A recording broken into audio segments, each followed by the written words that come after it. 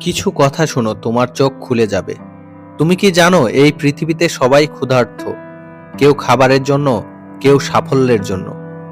এই পৃথিবীতে কম্পিটিশন এত বেশি যে তোমার মাথার উপরে পা রেখে এগিয়ে যেতেও কেউ দ্বিধাবোধ করবে না।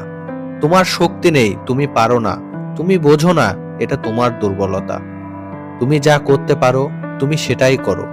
আমি শুধু তোমাকে বলবো, তুমি যেটা করতে চাও সেটা করার জন্য তোমাকে পূর্ব প্রস্তুতি নিয়ে তবেই মাঠে নামতে হবে। কেননা তুমি যখন কম্পিটিশনে যাবে তখন দেখবে তোমার থেকেও দক্ষ লোক আগে থেকেই বসে আছে। তুমি কম্পিটিশনে অংশগ্রহণ করবে কি করবে না এটা তোমার ইচ্ছা। তুমি কম্পিটিশনে অংশগ্রহণ না করলেও কারো কিছু যায় আসে না। যদি সফল হতে চাও তাহলে তোমাকে অংশগ্রহণ করতেই হবে। তাই তোমার পূর্ব প্রস্তুতি অনেক প্রয়োজন, আর তোমাকে সেটা করেই মাঠে নামতে হবে। সফল হতে হলে কি লাগে?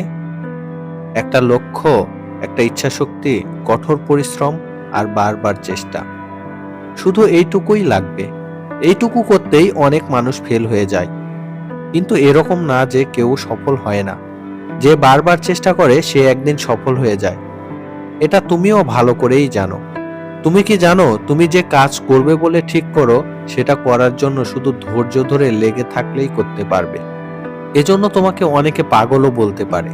তুমি যদি কিছু নাও করতে চাও তাহলে কারও কিছু যায় আসে না। প্রতিদিন সকাল হয় আর রাতও হয়ে যায়। তুমি কিছু করলেও দিন চলে যায়, কিছু না করলেও দিন চলে যায়।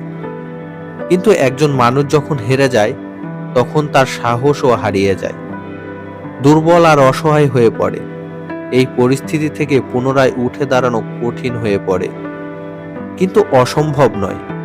যে বারবার হেরে গিয়ে বারবার উঠে দাঁড়ায়, বারবার চেষ্টা করে, সে দুর্বল হয় না, বরং আরো আত্মবিশ্বাসী হয়ে ওঠে।